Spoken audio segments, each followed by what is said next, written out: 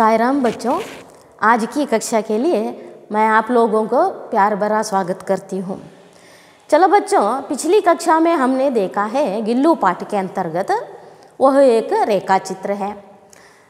लेखिका महादेवी वर्मा जी का क्या है, एक संस्मरण से इसे उद्धृत किया गया है अथवा लिया गया है।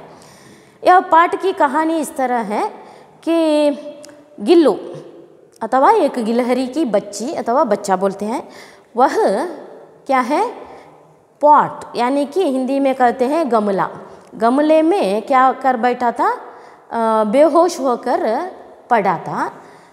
वहाँ दो कौवे तो काकभूषणी क्या कर रहे थे, अपना सुलभ आहार ढूंढ रहे थे। यह दृश्य लेखिका ने कब देखा, जब सुबह होते ही वह अपने कमरे से बाहर आई। बरामदे में आकर वह देखती है अपने आंगन में, तो वहाँ रखा एक क्या है, गमला और दीवार, इसके बीच दो बड़े कौवे अथवा काकद्वयी अथवा क्या बोलते हैं, यह काकभूषणी बोलते हैं, ये क्या कर रहे थे, अपना सुलभ आहार ढूंढने के जैसे, मतलब छुआ छुआउल का खेल खेल रहे थे। इसको कन्नड़ में क्या बोलते हैं, जूटाटा ऐसा कहते हैं। तो यह खेल देखकर लेखिका उस कौवे के काक पुराण के विवेचना अथवा चर्चा में डूब गई। माने उन्होंने यह सब चर्चा की अपने आप में कि काक अथवा कौवे कभी कभी क्या होते हैं, अत्यंत सम्मानित होते हैं, हमसे सम्मान पाते हैं, प्यार पाते हैं, पूजा पाते हैं। पितरपक्ष में यह क्या पाते हैं, हमसे पूजा पाते हैं। लेकिन कभी कभी ये हमसे बहुत अपमानित होते हैं। पिछली कक्षा में मैंने बोला पाठ के अंदर, लगातार सुबह से शाम तक कौवा हमारे घर के छत में बैठकर काऊ काऊ काऊ करने लगता है। क्या है, सुनने के लिए कौवे का कर्कश ध्वनि हमें अच्छा लगता है? नहीं, हम उसे गालियाँ बकते हैं, तो गालियाँ देते हैं। इसे सुनकर काक को हम क्या मारते हैं, पत्थर मारते हैं, यहाँ से चले जाओ। तो यह क्या है, यह हमारी क्या क्रिया क्या है काक के प्रति, माने काक हमसे अपमानित होता है, उसे ಅದಕ್ಕೆ ತುಂಬ ಅವಮಾನ ಮಾಡ್ತೇವೆ ಲಗಾತಾರ। ಅಂದರೆ ಒಮ್ಮೆಲೆ ದಿನಾಲು ಅದು ಏನು ಮಾಡೋದು, ಬೆಳಗಿಂದ ಸಂಜೆವರೆಗೆ ನಮ್ಮ ಮನೆಯ ಇದರ ಮೇಲೆ ಮಾಡಿನಲ್ಲಿ ಕೂತ್ಕೊಂಡು ಅಥವಾ ಪಕ್ಕದಲ್ಲಿರುವಂಥ ಮರದಲ್ಲಿ ಕೂತ್ಕೊಂಡು ಕಾವು ಕಾವು ಅಂತ ಹೇಳ್ತಾ ಇದ್ದರೆ ನಮಗೆ ಅದರ ಧ್ವನಿ ಮೊದಲೇ ಕರ್ಕಶ, ಕೇಳಲಿಕ್ಕೆ ಆಗೋದಿಲ್ಲ, ನಾವು ಅದಕ್ಕೆ ಕಲ್ಲು ಬಿಸಾಡ್ತೇವೆ, ಪತ್ಥರ್ फेंकते हैं। तो यह बात हमने देखा है। तो इसी तरह आज हम देखते हैं लेखिका के काक पुराण, यह विचार विनिमय करना अथवा विवेचन करना, इसको ब्रेक लगा अथवा बाधा पड़ा। बाधा माने अड़चन बोलते हैं, अड़चने अथवा रुकावट। शब्दार्थ लिखिए, क्या है, बाधा, बाधा क्या होता है अर्थ, रुकावट। कन्नड़ में बोलते हैं क्या, तोंदरे, तड़े कह सकते हैं, तोंदरे। अंग्रेजी में क्या बोला मैंने, क्या बोला, हाँ, उसकी योजना लहरी क्या हो गई, वहाँ रुक गई। सो आगे क्या हुआ, यहाँ एक व्याकरण शब्द है बाधा, बहुवचन क्या होता है, आकार में अंत हुआ है, लेकिन यह स्त्रीलिंग है, इसलिए यह क्या होता है, बाधे नहीं बाधाएं होती है। क्या होती है, बाधाएं, अन्य वचन। सो आगे हम देखते हैं, मेरे काक पुराण के विवेचन में अचानक बाधा आ पड़ी। बाधा माने रोकदाम, रुकावट, ब्रेक हो गया। लेकिन क्योंकि गमले और दीवार की संधि में छिपे एक छोटे से जीव पर मेरी दृष्टि रुक गई।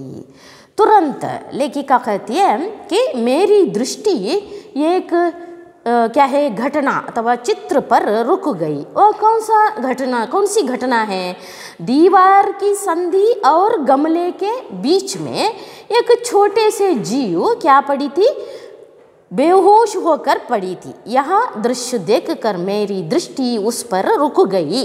दृष्टि माने नज़र, नोटा बोलते हैं कन्नड़ में, क्या है, दृष्टि। बहुवचन में दृष्टियाँ होती हैं, एक वचन में भी रस्वा लिखते हैं टी, दृष्टि माने क्या है कन्नड़ा नोटा,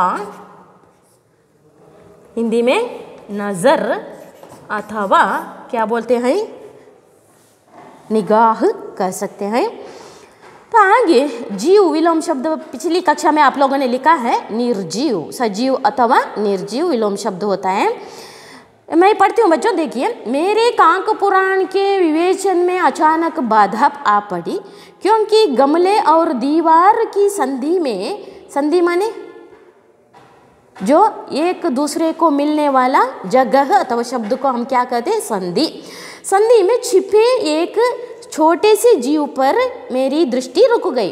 प्रश्न लिख लीजिए, लेखिका के कांक पुराण के विचार में अचानक बाधा कैसे पड़ी, अचानक बाधा कैसे पड़ी। चलो बच्चों आगे चलते हैं कि निकट जाकर देखा, कौन, मैंने अथवा लेखिका ने, गिलहरी का एक छोटा सा बच्चा है वो जो संभवतः क्या है घोंसले से गिर पड़ा है और अब कौवे जिसमें सुलभ आहार खोज रहे हैं। लेखिका की विचारधारा, काक पुराण की विचारधारा अचानक रुक गई, एक बाधा आ पड़ी। वह यह दृश्य था कि दीवार, लेखिका के घर के चहर दीवार है, माने सुत्तु गोड़े बोलते हैं, माने कॉम्पाउंड, तो दीवार और क्या है गमला माने पॉट, वहाँ रखा हुआ एक कुंडा ಹೇಳ್ತಾರೆ ಕನ್ನಡದಲ್ಲಿ गमला, उसी के संधि में अथवा बीच में, संधि माने बीच में एक छोटा सा जीव ऐसा पड़ा हुआ था। वहाँ लेखिका निकट जाकर देखती है, निकट माने पास, निकट विलोम शब्द दूर लिख लीजिए। जाकर देखा, निकट जाकर देखा मैंने, गिलहरी का एक छोटा सा बच्चा है। तो वहाँ काकद्वयी अपना सुलभ आहार वहाँ ढूंढ रहे थे, वहाँ छुआ छुआउल का खेल खेल रहे थे। लेखिका वहाँ जाकर देखती है गमले और दीवार के बीच में एक छोटा सा जीव पड़ा हुआ था, माने वह सक्रिय नहीं था, निष्क्रिय था। आगे लेखिका कहती है वह कौन सा जीव है, गिलहरी का बच्चा। कौन सा है, गिलहरी का बच्चा। लेखिका ने वहाँ सोचा वह ऐसा निश्चेष्ट सा क्यों पड़ा है। ऐसे सोच में उन्होंने गेसिंग किया कि संभवतः घोंसले से गिर पड़ा है, गिर पड़ा हुआ होगा, अथवा क्या है अब कौवे उसमें अपना सुलभ आहार खोज रहे थे। माने बहुत ऊंची जगह से हम नीचे गिरते हैं तब हमें थोड़ी वक़्त के लिए क्या होता है, हमारा होश उड़ जाता है, हम बेहोश पड़ते हैं, निश्चेष्ट सा रहते हैं, निष्क्रिय पड़ते हैं। तो ऐसे यह छोटा सा जीव है ना गिलहरी, तो वह लेखिका ऐसा अंदाज करती है कि संभवतः वह घोंसला, घोंसला माने नेक्स्ट, गूड़ू बोलते हैं, नेक्स्ट अंग्रेजी में कहते हैं घोंसला, गूड़ू, हक्की गूड़ू ನೋಡಿದಿರಲ್ಲ ಅದು ಅಲ್ವಾ, गूड़ू अंग्रेजी में क्या कहते हैं नेक्स्ट, नेक्स्ट अल्ल नेस्ट। सो आगे संभवतः विलोम शब्द क्या होता है असंभवतः, बच्चा बच्ची होती है, बच्चा बहुवचन बच्चे, मालूम पड़ा। तो आगे यहाँ एक शब्द है, तो निश्चेष्ट सा अथवा बेहोश होकर, निश्चेष्ट सा माने बेहोश लिख लीजिए, प्रज्ञೆ ಇಲ್ಲದ, निष्क्रिय अंतलू बरीबोधु। तो जिसमें सुलभ आहार ढूंढ रहे थे, सुलभ माने कौवे को अपना पेट भरने के लिए दूसरा आहार ढूंढने की ज़रूरत नहीं थी, उस गमले में ही उन्हें एक आहार मिला था, तो बहुत सुलभता से उनको आहार मिला था। सुलभ विलोम शब्द दुर्लभ लिख लीजिए, सुलभ मालूम है अर्थ, फिर आप इसका विलोम शब्द लिखिए सुलभ, विलोम शब्द दुर्लभ, रेफा शब्द कहाँ डालना है, ला के ऊपर, दुर्लभ। सो आगे खोजना, भावा प्रेरणार्थक क्रिया रूपा क्या लिख सकते हैं, खोजाना खोजवाना, खोजना खोजाना खोजवाना लिख लीजिए। इसके पहले आपने खोजना शब्द का अर्थ क्या है, ढूंढना, खोजना माने ढूंढना, तलाश करना, ऐसा बोल सकते हैं।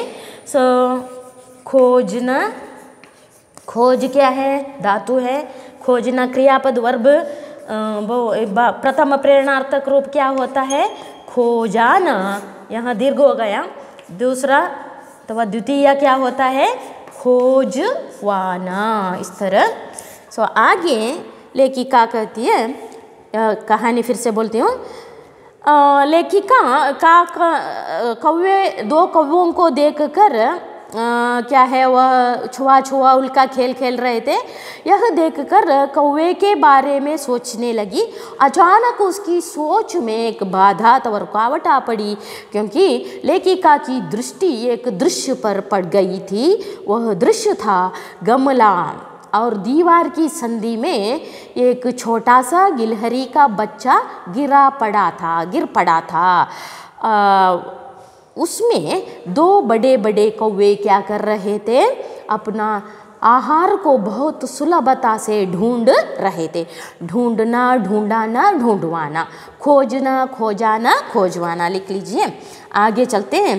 काकद्वै, द्वै माने द्वि, एरडु अल्वा। काकद्वै माने दो कौवे की चोंचों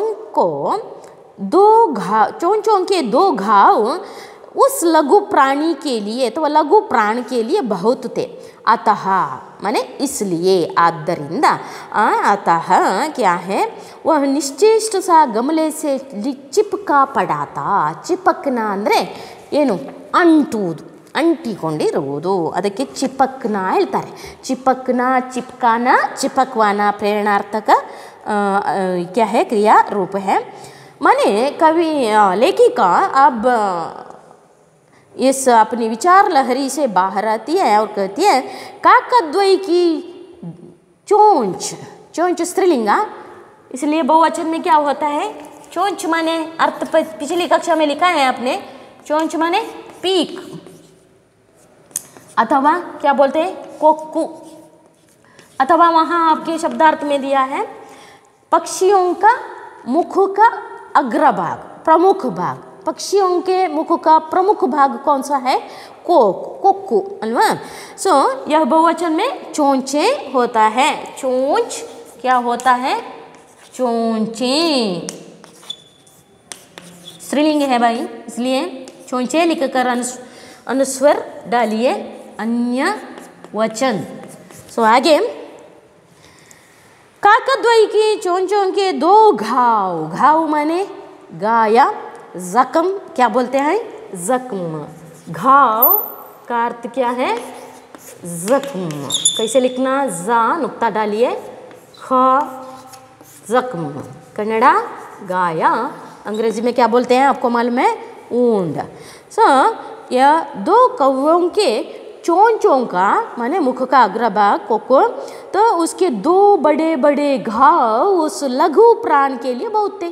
माने गिलहरी के बच्चा बेहोश अथवा निश्चेष्ट सा पड़ने का कारण क्या था, यह कारण है कि उस लघु जीव, गात माने शरीर, जीव के लिए क्या हो गया था, दो कौवों के चोंचों के दो बड़े बड़े घाव क्या हो गए थे, बहुत भारी पड़े थे अल्वा। ಒಂದು ಚಿಕ್ಕ ಶರೀರದ ಪ್ರಾಣಿ, ಅದರಕ್ಕೆ ಈ ಎರಡು ದೊಡ್ಡ ಕಾಗೆಗಳು ಏನು ಮಾಡಿದವು, ತಮ್ಮ ಕೊಕ್ಕಿನಿಂದ ಕುಕ್ಕಿ ಎರಡು ಗಾಯಗಳನ್ನು ಮಾಡಿದ್ದವು.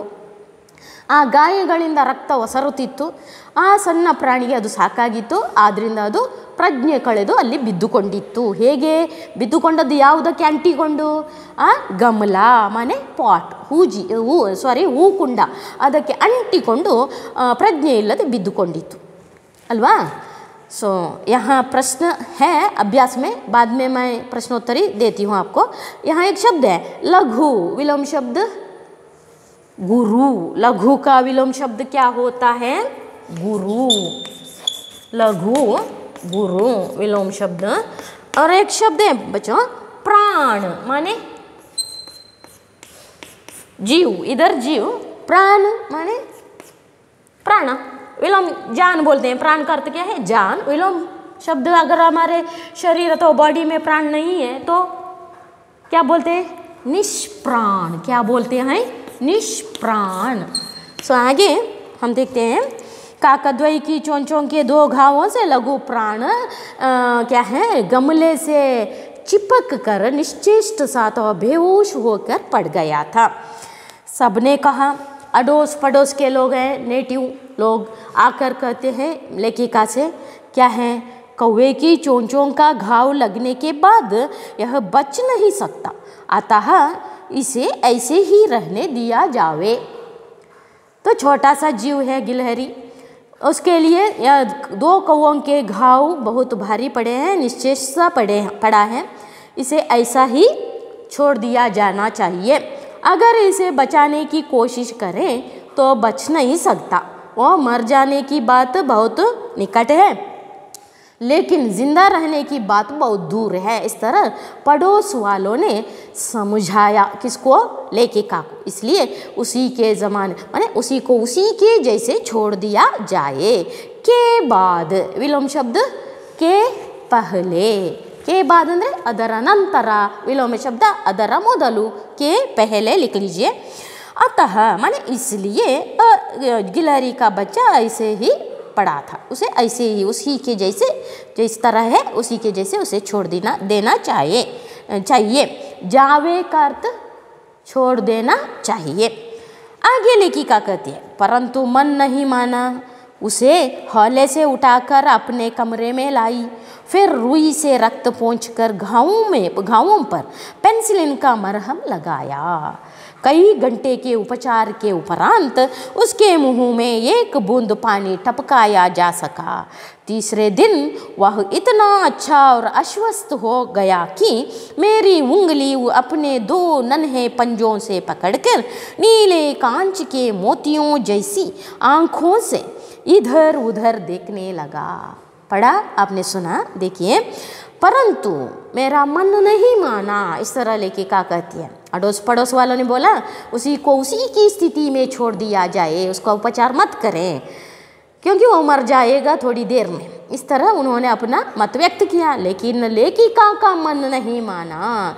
वह हमारे छात्रों में अथवा हमारे मन में क्या है, प्राणी दया उत्पन्न करना चाहती थी, इसी उद्देश्य से यह पाठ उन्होंने प्रस्तुत किया है।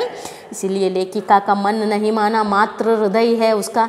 उन्होंने क्या किया, मन नहीं माना, उसे हौले से उठाया। लेखिका ने क्या किया, हौले से उठाया। हौले से उठाना माने धीरे से उठाना, धीरे धीरे से उठाना, हौले हौले धीरे धीरे, इसका अर्थ होता है निदानವಾಗಿ ಮೆತ್ತಗೆ ಎತ್ತುವುದಕ್ಕೆ ನೋವಾಗದಾಗೆ। तो हौले से उठाकर अपने कमरे में लाई, अपने रूम में लाई। कौन, लेखिका।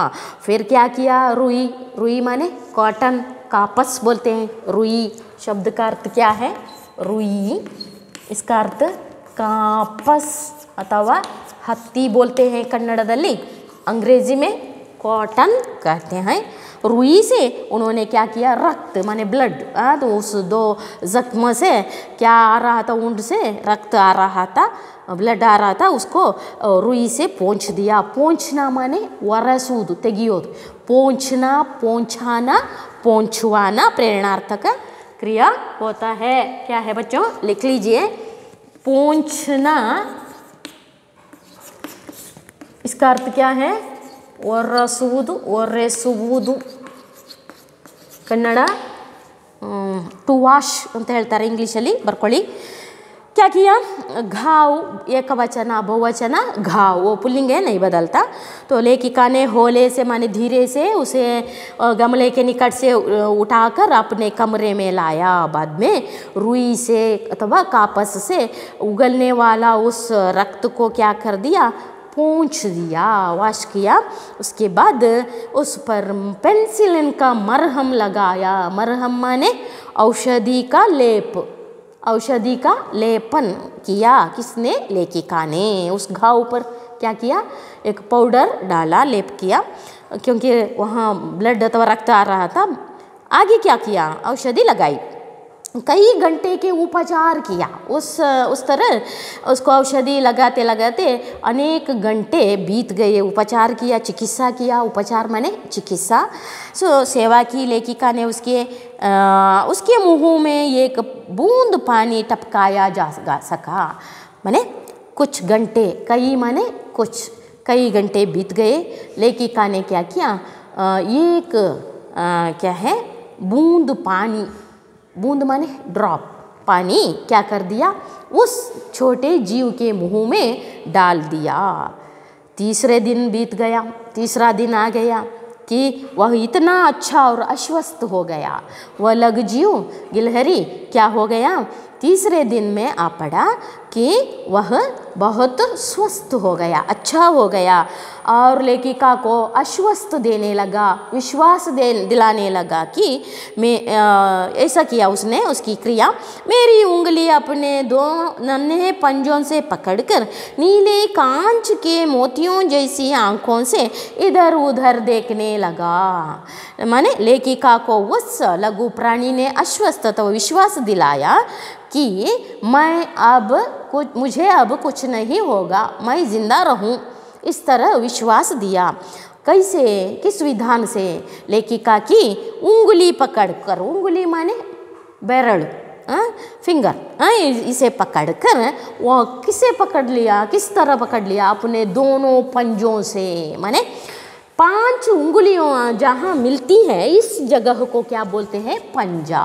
प्राणियों के हाथ का पंजा आप देख चुके हैं, तो वह क्या है अपने नन्हे माने स्निग्ध अथवा मृदु एड़ेया बोलते हैं, नन्हे पंजों से लेखिका के हाथ की उंगलियां पकड़कर लेखिका को आश्वस्त करने लगा कि मैं अब स्वस्थ हूँ, अल्वा। तो नीले कांच के मोतियों जैसी आंखों से इधर उधर देखने लगा। अब लेखिका की उंगली पकड़कर अपने नीले रंग के बड़े बड़े आंखों से इधर उधर देखकर वह लेखिका के साथ चलने लगा। इससे लेखिका को क्या हो गया, स्पष्ट हो गया कि इसे आगे कुछ नहीं होगा, वह जिंदा रहेगा। अच्छा बच्चों, यह एक प्रश्न आपको लिखना पड़ता है। लेखिका ने, लिख लीजिए, लेखिका ने गिलहरी की उपचार, गिलहरी का की नहीं, गिलहरी का उपचार कैसे किया,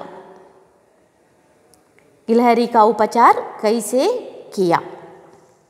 अथवा और एक प्रश्न इसके बदले में, माने वही प्रश्न रिपीट होता है, माने कैसे आप लिख लीजिए, गिलहरी के प्रति लेखिका महादेवी वर्मा जी का मातृ प्रेम सोदाहरण लिखिए। तो वर्णन कीजिए, सोदाहरण वर्णन कीजिए। सोदाहरण माने उदाहरण संहिता। देखिए बच्चों, वहाँ से कुछ व्याकरणांश है, इधर उधर, इधर इधर नहीं, इधर उधर, आकड़े इकड़े। सो वह क्या होता है व्याकरण में, शब्द युग्म। और कुछ शब्द पकड़ना, पकड़ाना, पकड़वाना, के उपरांत माने इसका अर्थ के बाद। और उंगली माने फिंगर, अल्वा।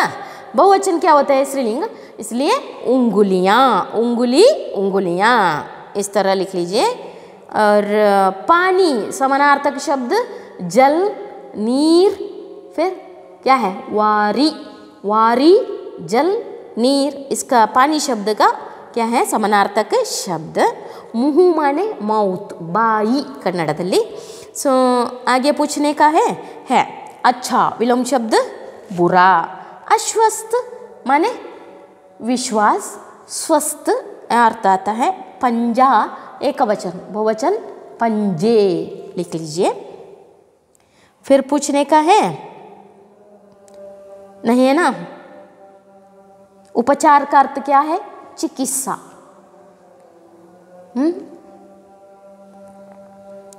मोती बहुवचन मोती, नहीं चेंजेस, लिख लीजिए। मोती क्या होता है, मोती वो क्या है, बहुवचन अथवा अन्य वचन होता है, अन्य वचन होता है।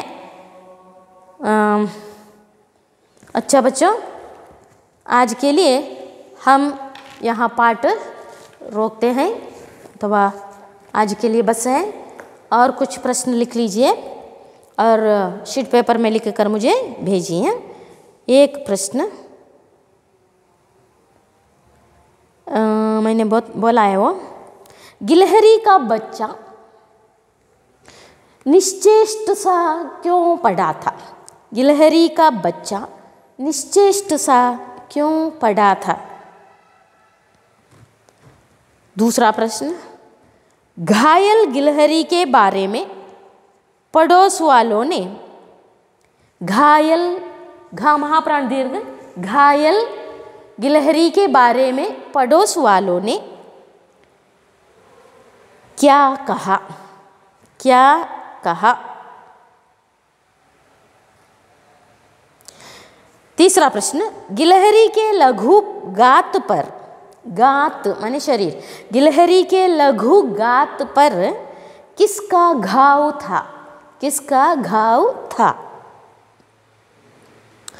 अच्छा, इतना सा। फिर स्टोरी अथवा इसका सारांश है। आज हमने देखा लेखिका काक द्वय को देखकर उसके विचार में डूब गई थी। तब अचानक सडनली उनकी दृष्टि एक विचार पर, घटना पर पड़ गई। वह घटना यह थी, गमला और दीवार की संधि में एक छोटा सा गिलहरी का बच्चा गिर पड़ा था। वह बेहोश था, निश्चेष्ट सा पड़ा था। निकट जाकर लेखिका देखती है उसके छोटे से शरीर अथवा गात पर से, गात पर क्या है, 2 कौवों के 2 घाव अथवा जख्म पड़ा था। उससे खून निकल रहा था, रक्त निकल रहा था। इस कारण से वह बेहोश पड़ा था। लेखिका ने सोचा यह संभवतः घोंसले से गिर पड़ा हुआ होगा, इस कारण से बेहोश है। लेकिन पर वहाँ 2 कौवे अपना आहार को वहाँ उस निश्चेष्ट पड़ा गिलहरी से क्या कर रहे थे, चोंच मार कर खा रहे थे। वहाँ अड़ोस पड़ोस के लोग सब आकर मिलते हैं और लेखिका को सुझाव अथवा सलाह देते हैं, उसी को उसी के जैसे छोड़ दिया जाए, उसे और कुछ करने की ज़रूरत नहीं, इस तरह कहते हैं। तो लेखिका का मात्र हृदय नहीं माना, मात्र मन नहीं माना। उन्होंने क्या किया, उस निश्चेष्ट पड़ा लघु जीव को अपने हाथों से धीरे अथवा होले से उठाकर अपने रूम अथवा कमरे में लाई और उसके बाद कॉटन अथवा रुई को लेकर, कापस को लेकर उगलते हुए क्या है रक्त को उन्होंने पोंछ दिया। बाद में उन घावों पर उन्होंने पेनिसिलिन का मरहम लगाया। कई घंटे बीत गए, कಳೆದೋದು। उसके बाद लेखिका ने क्या किया, उसके मुंह में 1 बूंद पानी डाल दिया। इतना हो गया, वह स्वस्थ हो गया। तीसरे दिन वह लेखिका के क्या है, हाथ की उंगली पकड़कर उन्हें आश्वस्त दिलाने लगा कि मैं अब ठीक ठाक हूँ, स्वस्थ हूँ। कैसे? उंगली पकड़कर अपने कांच के जैसे, कांच माने गाजू माने मिरर बोलते हैं, तो कांच के जैसे, मोतियों जैसे चमकीले आंखों से, नील रंग के मोतियों जैसे क्या है आंखों से इधर उधर देखकर लेखिका के साथ साथ चलने लगा। है कि नहीं? यह हमें दृश्य क्या साबित करता है, अथवा लेखिका को क्या विश्वास आने को यह हो गया कि वह आगे स्वस्थ है, उसे कुछ नहीं होगा। इतना हमें कहानी मालूम हुई। आगे की कहानी आगे की कक्षा में हम देखते हैं बच्चों। अच्छा, मैंने जो भेजा है अथवा लिखवाया है आपको प्रश्न, ठीक तरह से उसे पढ़िए और लिखिए। पाठ्य पुस्तक देखकर आप प्रश्नोत्तरी लिखिए, माने अभी दिया हुआ प्रश्न का उत्तर आप लिखकर मुझे भेजिए। साईं राम।